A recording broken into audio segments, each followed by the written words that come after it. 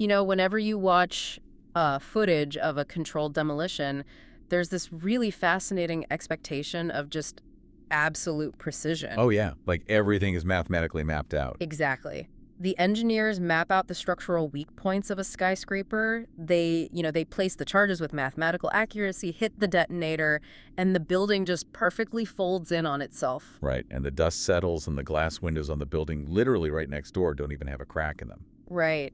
We love that imagery. I mean, we deeply want to believe that destructive actions can be perfectly isolated and perfectly contained. But then you step into the world of geopolitics, and that precision engineering reveals itself to be a complete myth. Yeah. We are looking at a landscape right now where containment is practically impossible. It is incredibly volatile, and that volatility is exactly what we are unpacking with the stack of sources that our listeners, shared with us today. Yeah, it was a great find. It really was. You sent over this really dense, fascinating Patreon post that breaks down a recent Atlantic Council analysis, and what we are looking at is a situation unfolding right at this very moment. Literally as we speak. Yes.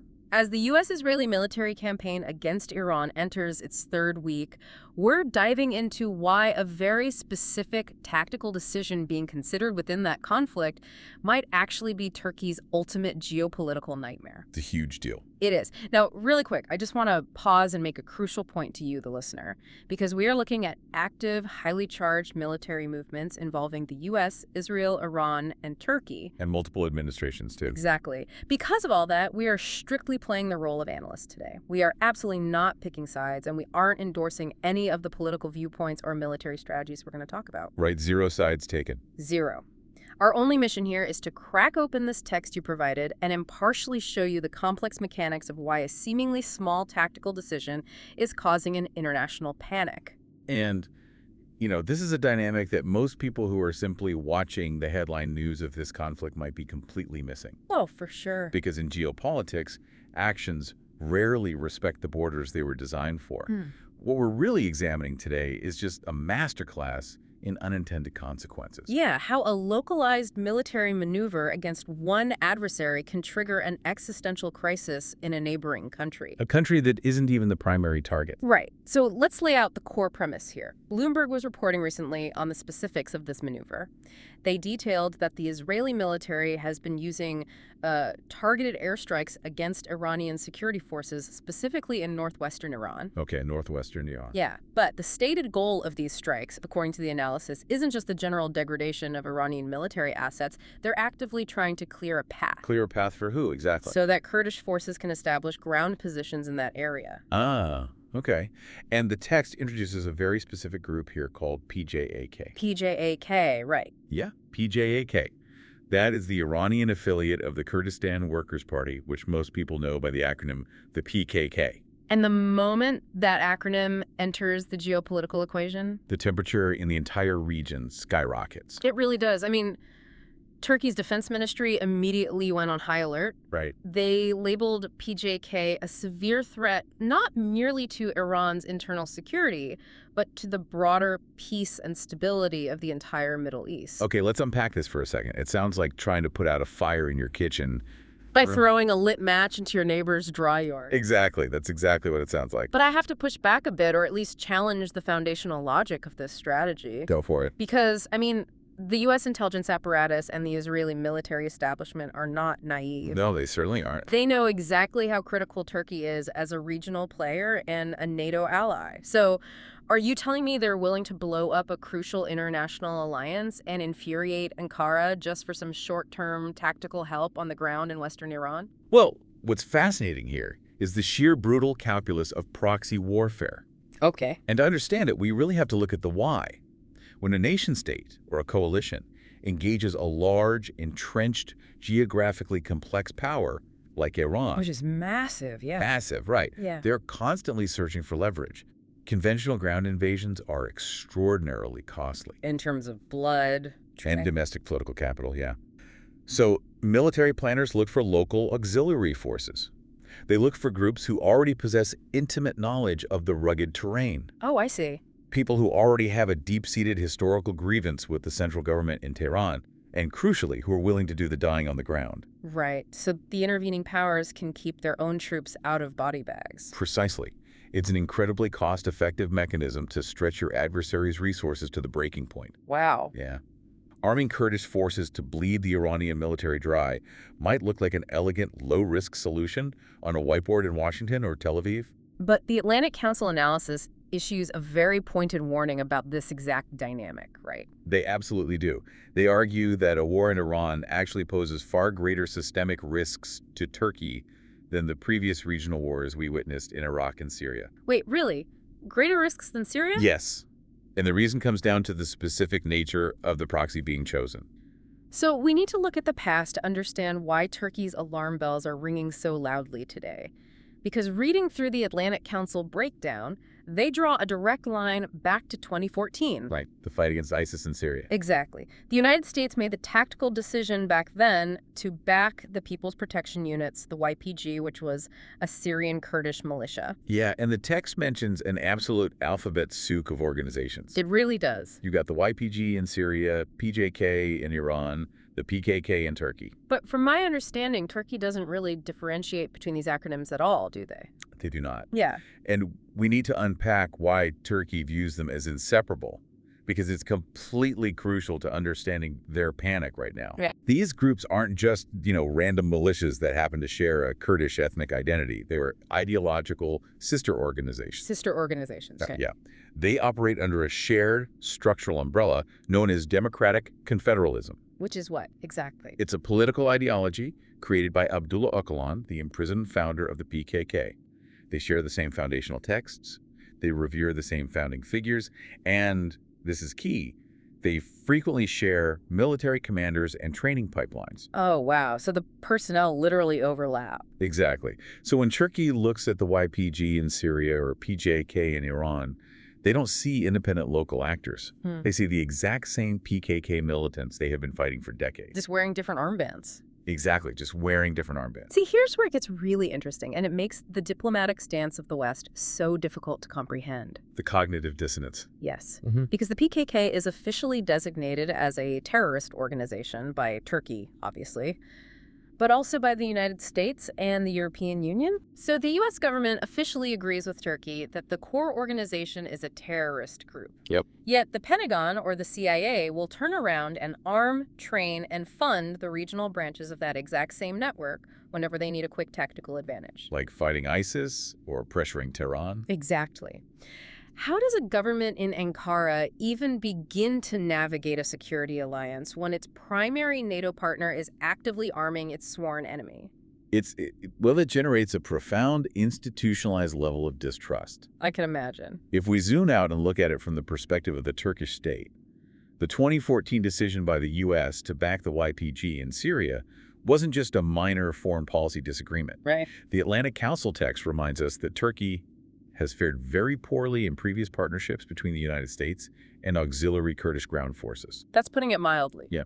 That 2014 cooperation triggered a massive diplomatic crisis between Washington and Ankara that took years to even partially resolve. Because they literally watched the weapons flow across the border. Exactly. So today, when Turkish intelligence sees this exact same playbook opening up again, this time on their eastern border in Iran with PJK, they see an existential threat. They do not interpret it as just a clever maneuver against the Iranian regime. They see a terrifyingly familiar threat being heavily armed by their own allies. Which perfectly explains the immediate diplomatic fallout happening right now. Since Turkey has seen this play out in Syria, their diplomats are going on the offensive. They aren't waiting around. No, they aren't waiting to see how this Iranian proxy strategy plays out. The source notes that Turkish Foreign Minister Hakan Fidan has been drawing extremely strict, unequivocal red lines in public. Right. What did he say exactly? He stated flatly that Turkey opposes any scenario that seeks to instigate a civil war in Iran by exploiting ethnic or religious divisions. He actually called it the most dangerous scenario. Wow.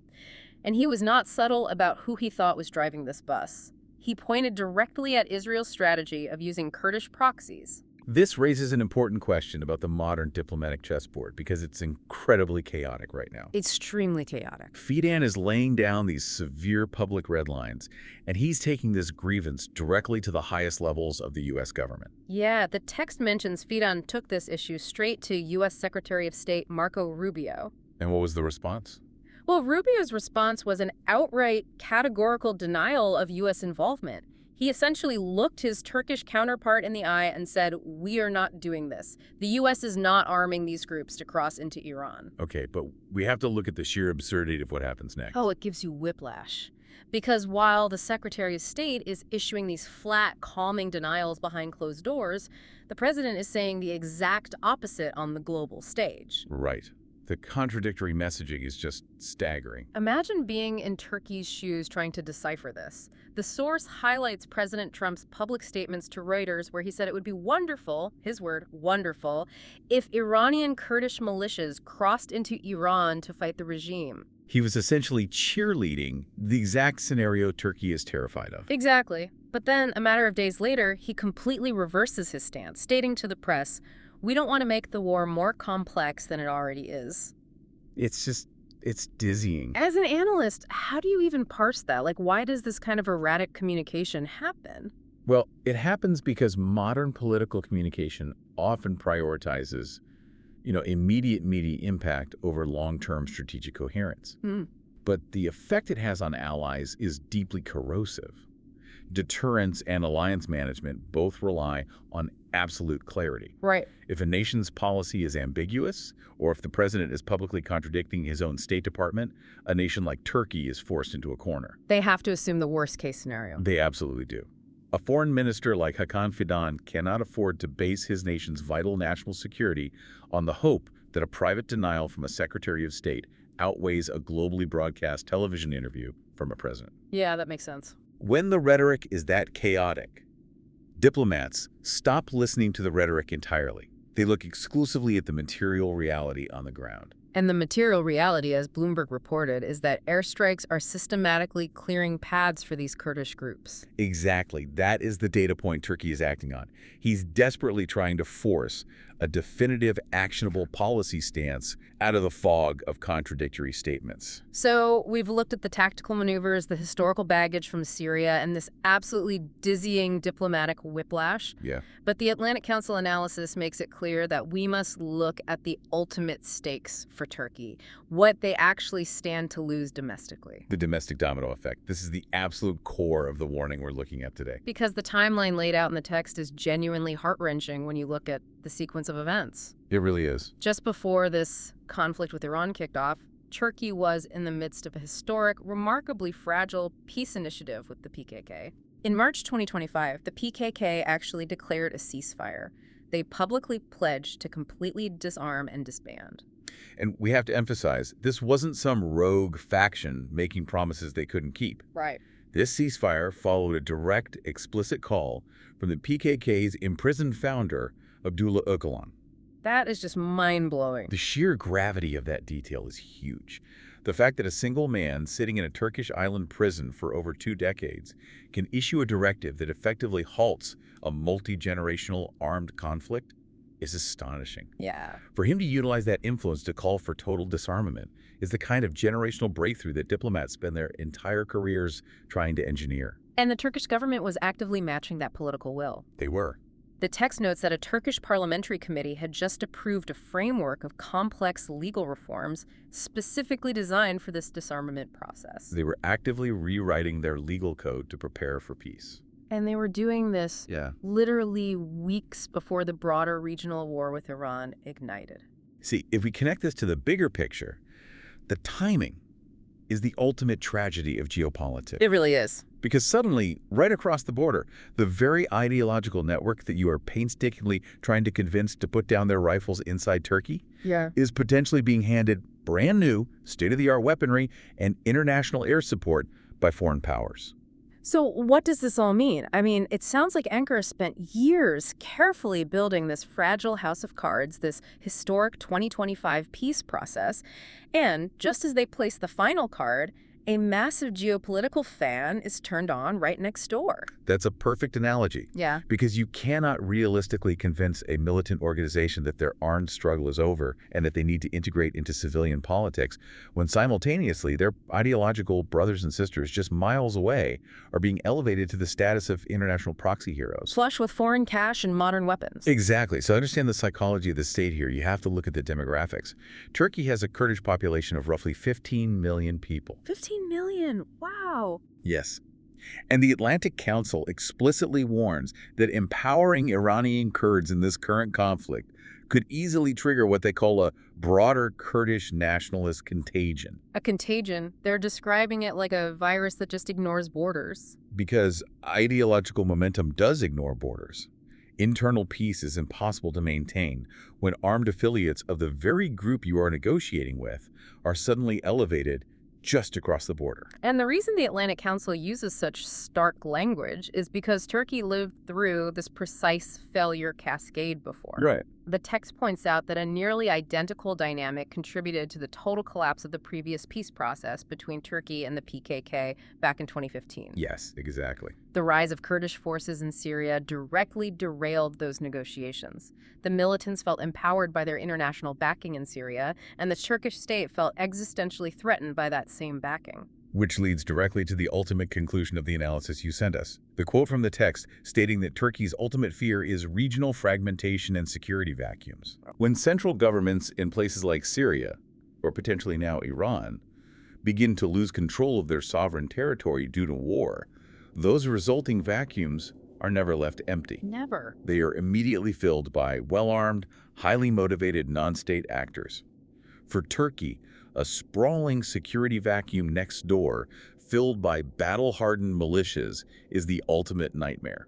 It threatens to pull the geographic seams of the entire region apart. Exactly. It is a terrifying realization when you put all the pieces together. I mean, we started today trying to understand why you, the listener, should care about a seemingly localized tactical decision in Western Iran. Right. Giving weapons to Kurdish sources to harass the Iranian military. But it proves that in our interconnected world, an attempt to solve one conflict can accidentally detonate a peace process in a neighboring country. You simply cannot isolate the shockwaves. You really can't. And, before we wrap up, there is a final lingering question I want to leave the listener with. Something to mull over on your own that builds on the Atlantic Council's warnings. Okay, what is it? Well, the sources focus heavily on the immediate dangers of arming auxiliary proxy forces to fight a superpower. But consider what happens the day after the war ends. Oh, right. History has shown us that proxy armies rarely just put down their modern weapons, politely thank their foreign sponsors, and go back to normal civilian life once the original mission is accomplished. They have new weapons, new territory, and new leverage. Exactly. So the real question becomes, how does a volatile region absorb a newly armed, battle-tested militia that has its own deeply rooted nationalist ambitions once the main conflict ends? Man, that is the part of the controlled demolition they never seem to engineer for. The explosion might solve the immediate problem, but the cleanup is always a disaster. Always. Well, thank you so much, listener, for bringing such a complex, thought-provoking stack of sources to today's deep dive. It really highlights how these hidden geopolitical mechanics actually work. Keep asking the hard questions. Absolutely. Keep your curiosity sharp, and we will catch you on the next deep dive.